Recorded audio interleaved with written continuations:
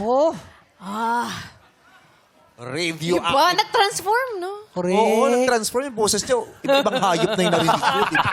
Ang dami, may prrrr! Ano ba? Ano tawag doon? Piling ko tuloy kanina, nasa field trip ako. nasa field trip ako. Tapos pagtingin ko, ba't ibang batch yung nandun sa taas? Ibang batch yung nag-field trip doon. Mga nauna Pero galing. Dami mong ginawa, no? Oo. Nagmarka ka sa'yo, no. Gumano, no. Circus eh.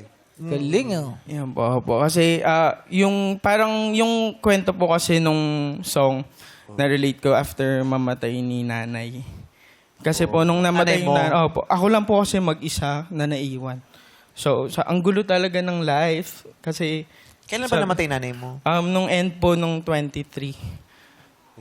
December 31. Mga gano'n na date po. So, parang trinay ko kalimutan na kasi ang hirap. Like, parang a day magkausap kami. Tapos sabi niya, pumasok daw ako sa hospital for internship. Tapos, hindi ko na siya naabutan na buhay sa hospital. Parang magulo kasi yung life after nun. Tapos, yung radioactive na kanta po, actually chaotic po siya na song. Tapos, doon ako nakaka-relate. Kasi yung radioactive po, yung parang sa empowerment ng mga kinikimotherapy. Although, hindi ko po siya napakimo. Kaya, mahirap lang kasi yung parang time na yun. Hindi, kahit year na po, pagka nanay pala talaga yung nawala. Mahirap. Kasi, tas tumigil na rin po ako talaga kumanta. Kasi hindi ko na mahanap yung purpose ng life. Pero nung tumawag po yung tawag ng tanghalan, sabi ko, kasi yung nanay ko po, gusto niya talaga na nanonood ng TV, yung mga ganito na show. Kaya po, sabi ko, kahit po, before po kasi mawala yung nanay ko, sabi niya po, sana bago ka tumigil, mag-grand finalist ka. Nag-grand finals po kami ni Lorraine, yung nasa Showtime Online yun. Boom, karaka-raka po yung kinanta namin. Anong duet? Oo. Tapos hindi kayo nanalo, di ba, nung kinanta? Apo. Tapos, Thank you, ha? Nakapasok naman sa grand Napasok sa final. grand Oh, final. pero doon sila natalo nung kinanta nila yung kanta ko. Markado yung Nadamay pa ako doon. Oh, pero maganda naman. Ako pinagbukan Maganda naman jinx. Hindi.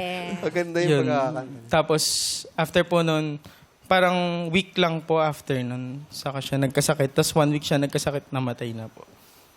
So, sabi ko, natupad ko naman yung wish niya. Pero kung nanonood man siya, di ba, para kahit pa paano, nagpa-perform pa din ako. Dito Nanonood kaya ko siya. pa rin. Opo. Actually, ito siya. Don't stop daw. Oo. Sino na lang kasama mo sa buhay? Yung dog ko po sa bahay. Ngayon po kasi nagdo-dorm ako, magbo-board exam po kasi ako sa next week Oh. ng medtech. Next week. Opo. Paano yan? Hindi ba nakaka-apekto itong pagpe-prepare mo dito for your board exams? May kasabihan po kasi before, di ba po, aside sa mga red underwear, before mag-board exam. May ganun palang kasabihan. May ganun po. For Bawal good luck. magpagupit ng buhok. Ano po, 1 week po, wag na masyadong mag-review kasi baka ma-overload yung utak. Pero nag-review po ako kada break po, market ako, dala ko po yung iPad, doon na po ako Work-life nagsasagot. Tama balance yun. pa. Medtech, Apo. no? Oo, Medtech po. medtech. Good Tapos luck. magdo-doktor ka after nyan. Sana Bakit? Kasi po. Dr. Strange ka ngayon. Oo nga po. Kaso po, mag-iipon po muna siguro ng pang-aral kasi wala na nga pong kasama sa ngayon. Oo. At mahal po yung dog food ni Nala. Lagi nanonood po yung dog. Oh, hi! Kaya kinood po siya. I'm sure masaya siya ngayon. Kaya mo yan, oo. Yes. Kakayanin mo yan. Si Karil nga, kinaya niyang mag-host ngayon kahit naka-harness siya. Hindi artist yan.